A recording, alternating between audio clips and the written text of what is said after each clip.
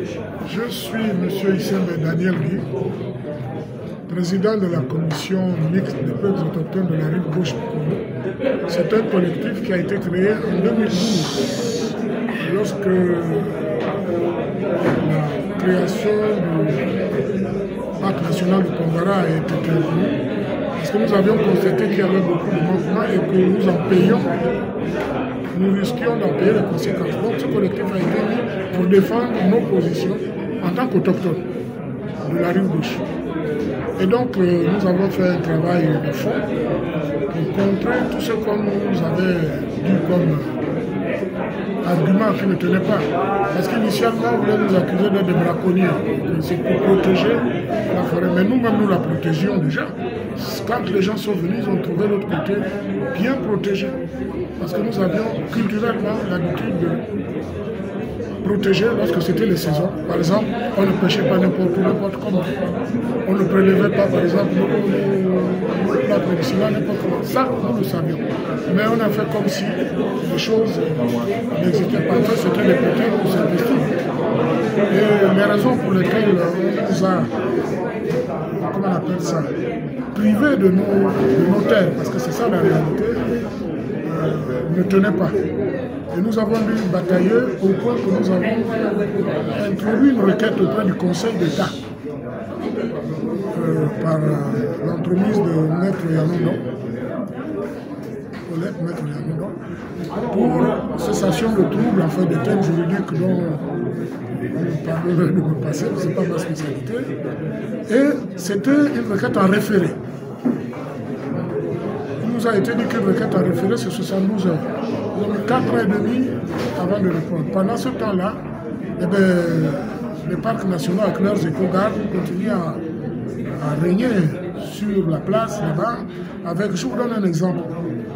C'était du brigandage. Vous avez une famille dans une pirogue et tout, ils les arrêtent, ils prennent le moteur, ils les laissent à la dérive. Ça là, c'est des crimes. Ce sont des crimes. Et nous sommes pleins, et il y a des témoignages, et nous avons un gros dossier que nous avons remis au Conseil d'État. Malheureusement, au bout de 4 ans et demi, le Conseil d'État nous a rétorqué, nous a répondu en disant qu'ils étaient incompétents et qu'il fallait partir de la Cour constitutionnelle. Imaginez au bout de 4 ans qu'on vienne vous dire ça, alors que ça aurait dû être au bout de 72 heures. Bon, ça nous a choqués, on a continué à batailler, ça même de mobiliser certains. Certains aussi sont décédés, mais nous pensons que de là où ils sont, ils continuent à nous appuyer parce que nous défendons nos terres, comme tout le monde défend sa terre là où il est. Tout le monde défend sa terre là, parce que c'est ça qui fait notre identité. Si on n'a plus de terre, si on n'a plus de quoi pratiquer sa culture, eh bien, c'est qu'on n'est plus quelqu'un. Et nous le savons. Quelqu'un qui n'a pas de terre n'est pas un homme. Vous êtes d'où? Vous ne savez pas d'où vous êtes. Ce n'est pas normal. Donc, M. Issembe, aujourd'hui, vous avez réuni les ressortissants de votre commune. De quoi s'agissait-il exactement? Pardon, votre question? Vous avez réuni les ressortissants de votre commune. De quoi s'agissait-il? Il s'agissait de rappeler d'abord l'historique des problèmes de la pointe, qui ne sont pas les problèmes de la commission mixte, qui sont les problèmes de tous les ressortissants de la rive gauche, qui subissent les mêmes avatars, qui subissent les mêmes problèmes. Et il était question de rappeler ça d'abord, et de dire aussi que parmi toutes les solutions que nous avons envisagées, il y avait déjà le volet juridique. Nous nous sommes lancés avec des résultats dont on peut se satisfaire, parce que ça a freiné un peu l'élan avec lequel l'ancien secrétaire exécutif venait. Mais quand on dit tout ça, il faut trouver une solution. Les solutions, on les propose, mais une fois qu'on les a proposées, qui les met à exécution. Nous profitons de ce contexte particulier parce que nous avons observé que les choses au plan de la Ve République semblent être favorables et que peut-être que nous devions relancer cela, mais on ne va pas relancer sur le plan juridique, on connaît de quoi il s'agit. Maintenant, il faut qu'on relance sur le plan de la visibilité de notre contrée. Et la visibilité, elle ne peut passer que par les instances que sont le Parlement et les collectivités locales pour lesquelles il nous faut des représentants. Justement, mais quand il faut des représentants, vous savez que politique, même si on veut éviter d'en parler, on est obligé, c'est politique. Et à partir du moment où c'est politique, on est obligé de faire le choix. Nous voyons que l'UDB est en train de... Je dis l'UDB, le président de la République. Normalement, l'UDB n'a pas fait ses preuves puisqu'il n'y a pas encore d'élu UDB. Le président de la République fait des choses qui nous paraissent être de bonnes choses. Vu de là où on vient et où, qu'on appelle ça, une requête à référé, mais 4 ans et demi avant d'avoir une réponse, nous nous disons peut-être que c'est notre chance, mais il faut aussi qu'on ait des représentants de l'autre côté. Nous pensons à l'UDB parce que nous pensons que pour le moment, il a la force de pouvoir changer les choses. Il nous faut des représentants là-bas. C'est pourquoi nous nous engageons pour ça.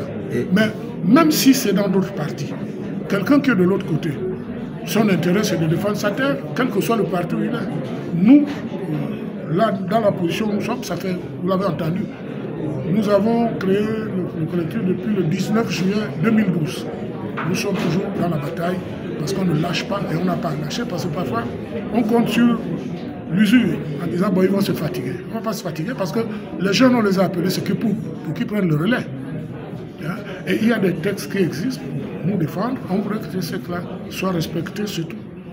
Parfois, on n'a même pas besoin de prendre 1000 choses à la fois, mais les textes sont là, qu'on les applique. Voilà. Monsieur le Président, est-ce que cette rencontre est une forme de mettre la pression sur l'État quand on sait que vous avez évoqué les questions de décentralisation? Les questions de... Est-ce que cette rencontre est une façon de mettre la pression sur l'État quand on sait que vous avez évoqué les questions de décentralisation?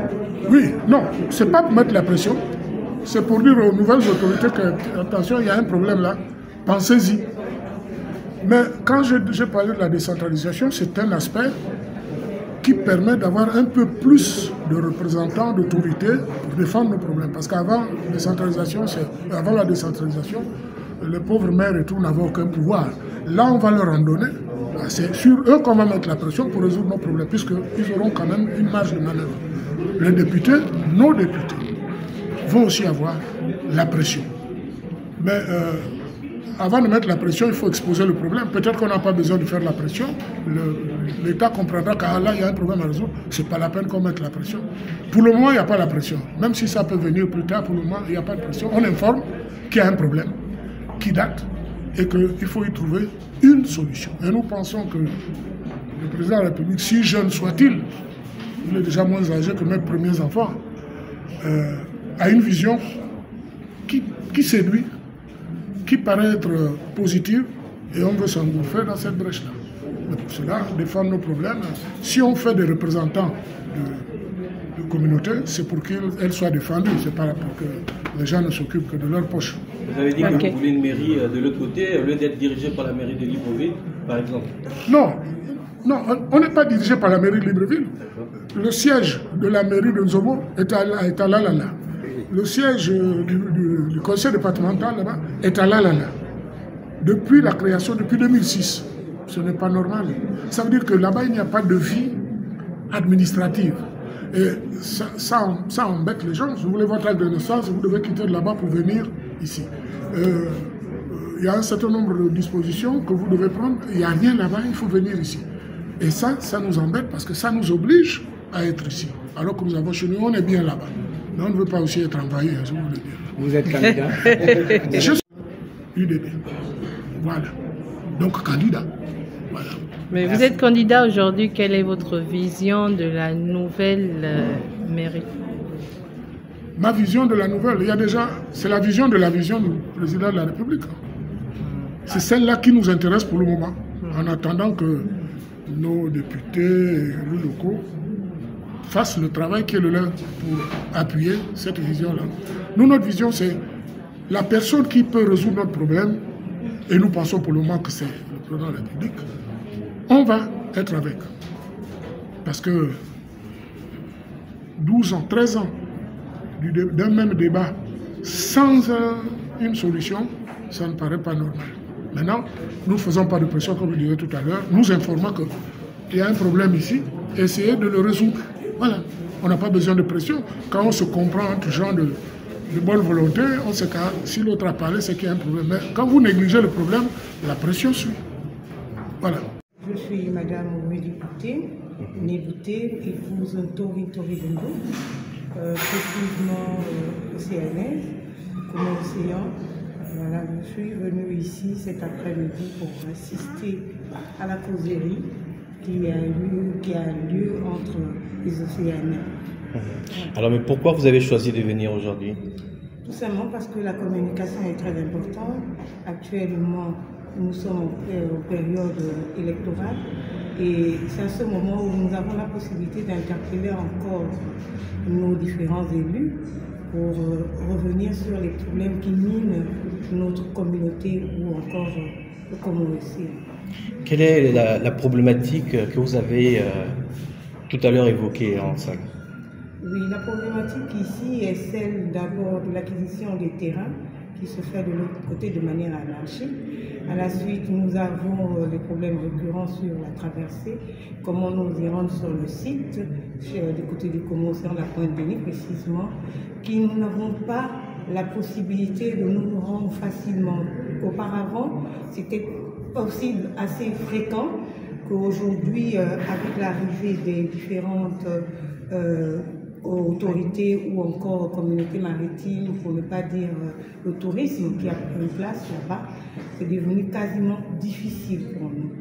Parce que les produits, par exemple, qui revenaient, qui étaient acheminés du côté du marché de Gombière, provenaient de cette communauté-là. Mais malheureusement, aujourd'hui, c'est difficile pour nous. Nous rendre est quasiment impossible. Donc, retour à la terre est inaccessible pour nous. Quelles sont vos recommandations? Aujourd'hui, les recommandations sont celles-ci pour les nouveaux élus ou encore les prochains élus, et de voir comment nous pouvons réaménager cet espace, c'est-à-dire que la fluidité au niveau du transport fluvial, pour l'évacuation des produits ou encore le problème qui mine les éléphants qui arrivent à détruire les plantations aux différents sites. Donc nous souhaitons aujourd'hui que l'État se penche sur ce problème qui vraiment nous emmène à l'exode rural. Pour éviter cela, comment pouvons-nous faire aujourd'hui pour repartir chez nous et essayer d'apposer une fluidité au niveau de la capitale. Et sur la vente de terrain? Sur la vente des terrains, l'interdire totalement. Parce que le président l'a si bien dit dans ses propos, plus de vente de terrain sur le territoire national, mais nous trouvons toujours des personnes de mauvaise foi qui arrivent à contourner la loi. Donc sur la cessation des terrains, par exemple, à X ou Y, mais sachant très bien que c'est faux. Voilà. Très bien, merci. Merci.